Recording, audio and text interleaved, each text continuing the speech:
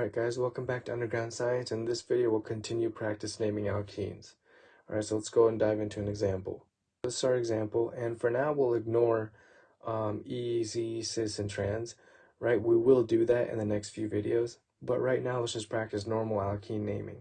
Alright, so what do we start off with by doing? We start with numbering the longest carbon chain so that we have the most substituents in that carbon numbering pattern, and so that the double bond falls on the least carbon number. So if we started from here, 1, 2, 3, 4, 5, 6, or we can number it the other way, right? So 1, 2, 3, 4, 5, 6.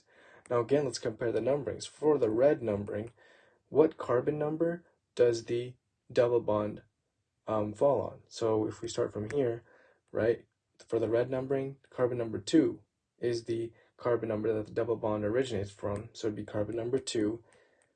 Okay, and then what carbon number does the substituent fall on for the red numbering? So it'd be 1, 2, 3, 4, right? Because that's where this substituent comes off of, is carbon number 4. So it'd be number 2 and number 4. Now if we compare the blue numbering, at what carbon number does the double bond fall on? So 1, 2, 3, 4, right? 4 is the carbon number where the double bond originates from. So it would be carbon number 4 is where the double bond falls on for the blue numbering. What carbon number does the substituent come off of for the blue numbering? That would be carbon number 3. Okay, so if we compare these, overall, is 2 and 4 less than 3 and 4? The answer is yes, right? Because 4 plus 2 is 6, and of course we know 4 plus 3 is 7, so that means the red numbering would be the correct numbering. Alright, so let's go and draw that in. Okay, so this is what we came up with. Now we just named the molecules. So what substituents are we working with? So we're working with what's this substituent called? Right, so as we know, what would this be called? This would be called a propane, right? So then what would this be called? It's still 3 carbons, still no double bonds, still no triple bonds. It's a hydrocarbon, so it'd still be an alkane. So if you said propane, you would still be right, but you wouldn't be completely right because it's in a cyclic format, so it'd be cyclopropane, right? But remember from our previous alkane videos when we said that if this cyclopropane is coming off a parent chain branch, it would not be called cyclopropane, it would be a cyclopropyl, right, branch. All right, so knowing that, we can actually write the name down now since we have the numbering pattern down and we know what the branches are. Okay, so what would be the name then that we're working with? Well, we know it's a hex because it's 6 carbons. We know we have a double bond, so we know it's going to be a hexene. So the full name would be first, what carbon does a double bond come on? Number 2, right? So it'd be a 2-hexene. So the full name would be 4. Remember, you do the branches first, and then you just you designate what carbon the double bond starts on, right? So 4-cyclopropyl, and then we can say 2-hexene, or remember the other correct IUPAC way that you could write it, if you prefer, is 4-cyclopropyl hex, and then designate the double bond, or designate the carbon number in which the double bond originates from right here, 2, and then finish off with your suffix -ene. Okay, so that's it for this example. Let's go to another one. Okay, let's start by numbering the longest carbon chain, and let's choose the double bonds to be on the lowest carbon numbers. Okay, so let's start from here. 1, 2, 3, 4, 5, 6, 7, 8, 9. But as you guys already probably know by now, we can also start from here. So 1, 2, 3, 4, 5, 6, 7, 8, and 9. Now, which carbon numbering is correct? So like we've been doing to help tell us which carbon numbering pattern is correct, let's start by focusing on the red carbon numbering pattern. At which carbons do the double bonds originate from? So if we're starting from the red, or from the left side, because we're following the red numbering pattern, the 4th carbon is the carbon number in which this double bond originates from. So one of the carbons is 4, and the other double bond originates from the 6th carbon, for the red numbering pattern. Okay, so it'd be 4 and 6 for red. Now let's focus on the blue numbering pattern. All right, the blue numbering pattern starts from the right side. So if we're counting, the third carbon for the blue carbon numbering pattern is where the double bond originates from. So let's say number 3, and then the other double bond originates from the fifth carbon if we're talking about the blue numbering pattern, so it'd be number 5. So overall, who is less, 3 and 5 or 4 and 6? Of course, 5 and 3, right? 3 and 5 are less than 4 and 6, so we choose the blue numbering pattern. Okay, so this is the numbering pattern we chose to be correct. All right, now we just name it. So this one is different from our previous one because now we're dealing with 2 double bonds. What did we name a molecule that only had 1 double bond? So for example, what did we name this? Like what would be the name of this, right? So if we numbered it so that the double bond starts on the least carbon, we would start here, right? 1, 2, 3, because this way the double bond starts on the first carbon. Rather, if we numbered it like this, the double bond would start on the second carbon, and that's not favorable. So the red numbering is the correct for this one, right? So let's say we have this, right? So let's actually number it. And then what would we name this? We would name this 1-propene, right? 1-propene or prop-1-ene. Or since there's only 1 double bond, you can just name it propene if you wanted to, but that's not specific. You want to be specific in OChem.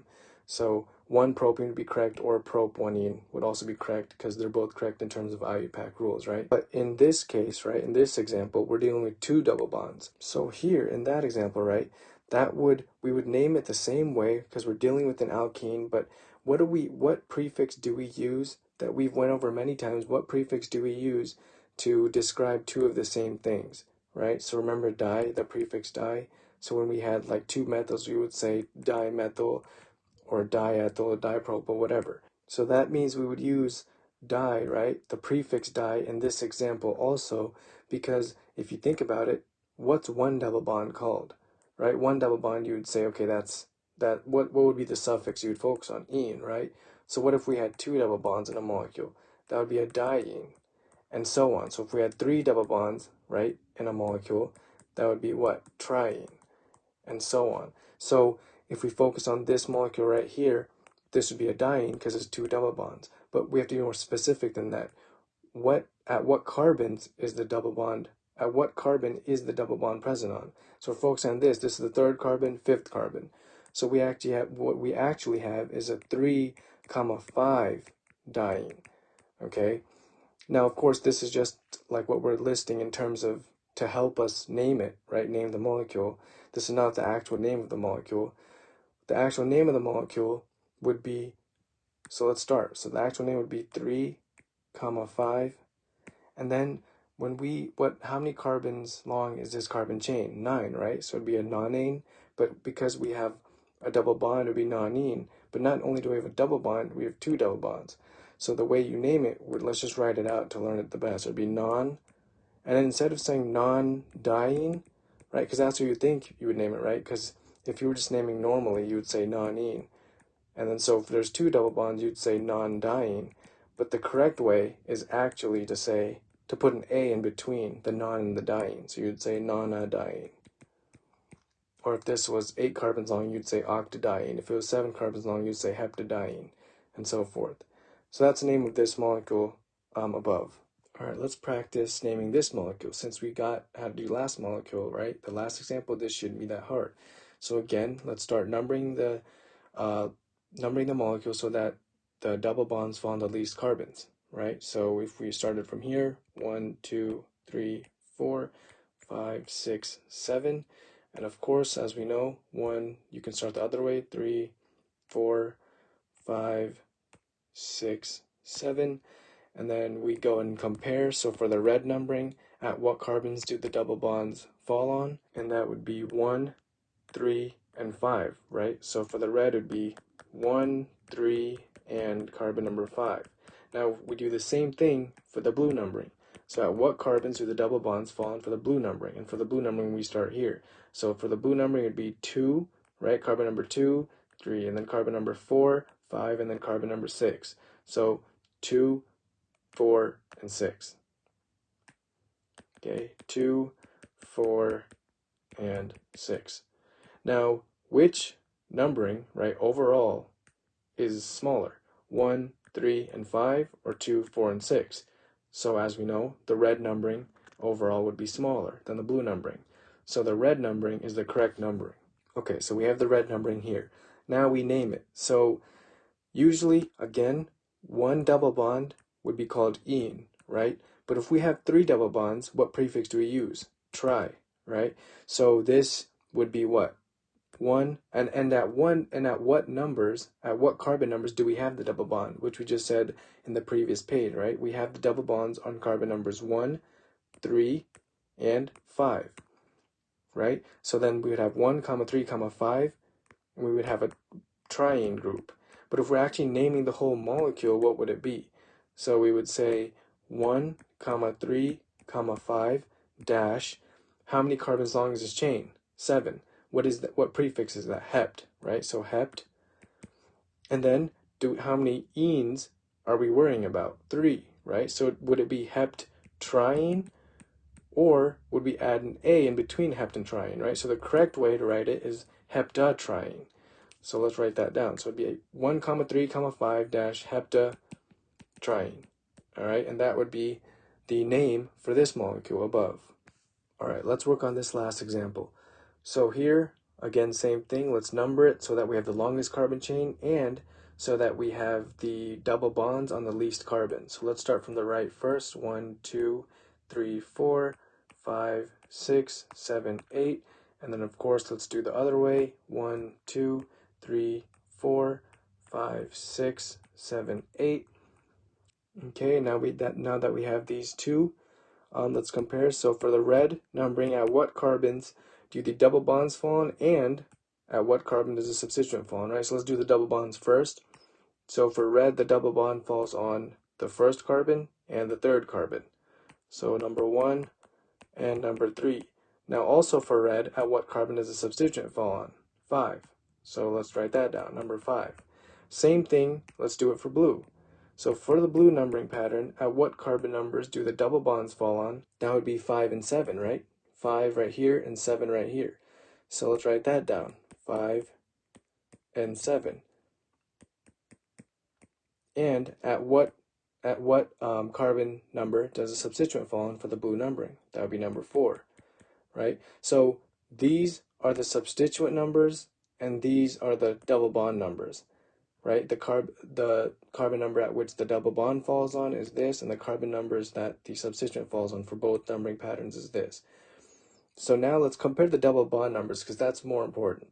So the red numbering is obviously less, right? We're trying to look for the least numbering here. So number 1 and 3 is less than 5 and 7.